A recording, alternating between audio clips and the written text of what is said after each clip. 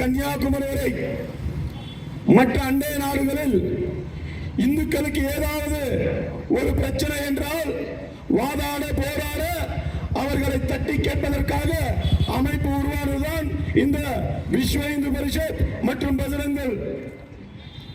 தர்மத்திற்காக எப்பொழுதெல்லாம் போராடி கொண்டே இருக்க வேண்டும், அதர்மம் எப்போதெல்லாம் தலைதூக்குகிறதோ அப்போதெல்லாம் நான் அவதரிப்பேன் என்று கிருஷ்ண பரமாத்மர் கூறியது போல அந்த கிருஷ்ண ஜென்மாஷ்டமி நன்னாளில் தான் உருவாக்கப்பட்ட அமைப்பு தான் விஸ்வ இந்து பரிஷத்.